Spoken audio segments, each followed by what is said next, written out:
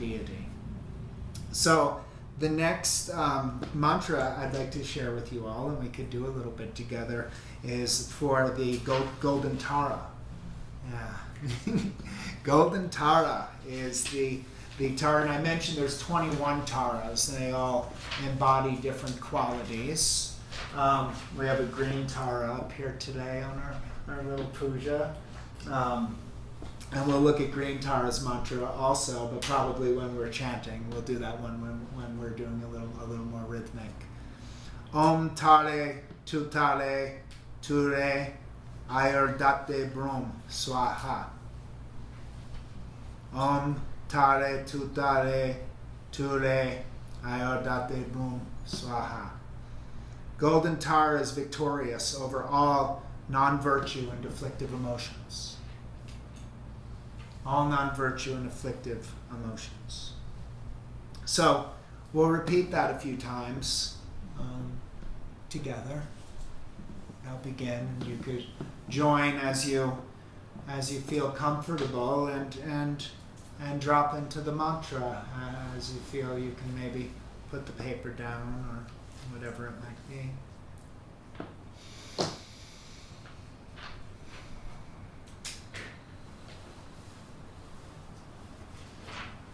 Om Tare Tutare Ture Ayurdate Brum Swaha. Om Tare Tutare Ture Ayurdate Brum Swaha.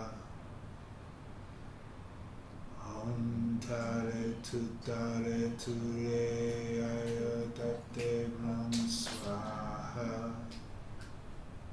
Om Tare Tutare Ture Ayurdate Brum Swaha. Om Tare Tutare Ture Ayurdate Brum Swaha. Om Tare Tutare Ture Ayurdate Brum Swaha. Om Tare Tutare Ture Ayurdate Brum Swaha. Om Tare Tutare Ture Ayurdate Brum Swaha. Om Tare Tutare Ture Ayurdate Brum Swaha. Om Tare Tutare Ture Ayurdate Brum Swaha. Om Tare Tutare Ture Ayurdate Brum Swaha. Om Tare Tutare Ture Ayurdate Brum Swaha. Om Tare Tutare Ture Ayurdate Brum Swaha. Om Tare Tutare Ture Ayurdate Brum Swaha. Om Tare Tutare Ture Ayurdate Brum Swaha. Om Tare Tutare Ture Ayurdate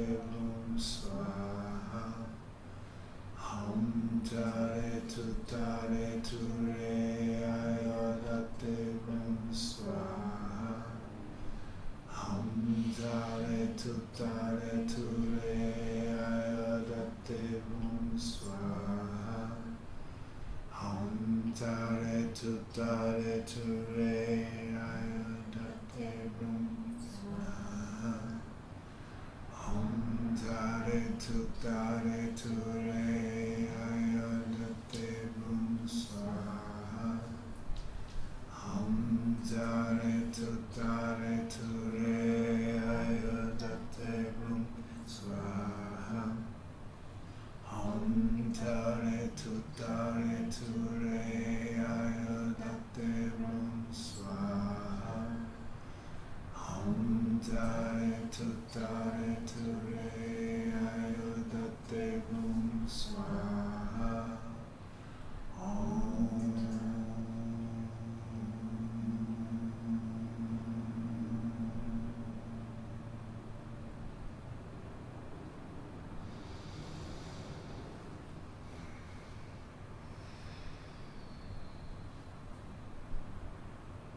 As you rest in that energy of Golden Tara, The out-breath, release afflictive emotions. Difficulties over non-virtuous action.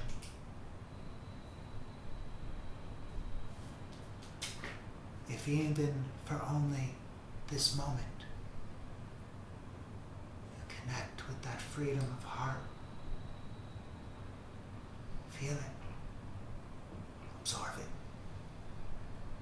Let it in.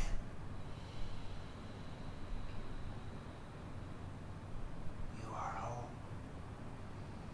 You are complete.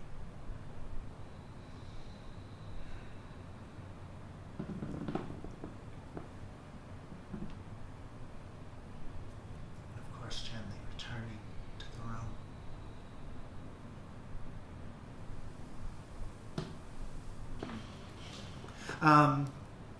I wanted to talk a little bit about the difference between mantra and affirmation. It's different, and I think in the modern world we've kind of, disconnected a bit of what mantra is because it's loosely used. It's like, oh yeah, that's, hang loose, that's my mantra, whatever it might be. But there is a difference. And affirmations are definitely powerful. Affirmations can be very powerful in your practice, but they also require additional work. They require that you're also working on what's laying underneath the affirmation. Whereas mantra is a devotional practice. That we're repeating the name. We're repeating the name. And there's not really much more to it. And of course, affirmations can, brighten your outlook, increase self-esteem, boost health, combat stress. But you're also doing something, and where we're convincing ourselves we're okay and redirecting that awareness. But it's also very powerful. So I guess what I'm saying is mantra is the practice in itself. It's devotional. We're repeating the name. That's what's happening. Affirmation is giving us a soothing, but it requires us actually getting to what needs our attention at some point. I definitely am by no means negating the efficacy and the power of affirmation, but there is a difference between mantra and affirmation. Pema Chodron has a line that says, affirmations are like screaming to the world you're okay when deep inside you're not. So, and I'm only mentioning that because I think that's just something to consider. Affirmations are very powerful, but there's an awareness that that there's more stuff to be done.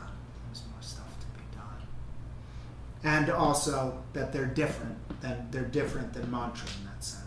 They're different than the divine connection. And I like a number of them, particularly Ho'oponopono. Is anyone familiar with Ho'oponopono? Yeah. I've heard it's I'm sorry, please forgive me. I think I love you, thank you. yeah. It's 4 lines that. Oh, that's it. I like that. What was it again in order? I don't. I'm sorry. I'm sorry. Please forgive me. I'm sorry. I love you. Please forgive me. Thank you. Yeah. Okay, you do. I'm sorry. I love you. Forgive me. Thank you. And that could be said as a mantra. That's kind of one that sort of blends on. On a level, it is affirmation, but it's said from the heart space of the mantra, and the transformation happens. Worth checking out. I love Ho'oponopono. I use it. And again, by no means, negating affirmation. They are powerful. They're powerful, and they work. Consciousness doesn't care how you get there, but at some point, it's just to be mindful that at some point we need to do the work behind the need for convincing ourselves what that's all about. Is there any questions or anything else? Any comments up to this point? Does anyone already work with mantra? Yeah. A little bit.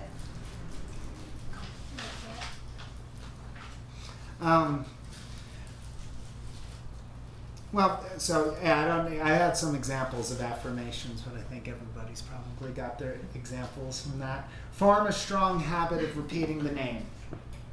Only then will it be easy for you to remember God at the time of death. Form a strong habit of repeating the name. Only then will it be easy for you to remember God at the time of death. In these practices, on some level, we're working on presence. To be fully present, moment to moment. Not lost in fear. Not lost in reactivity.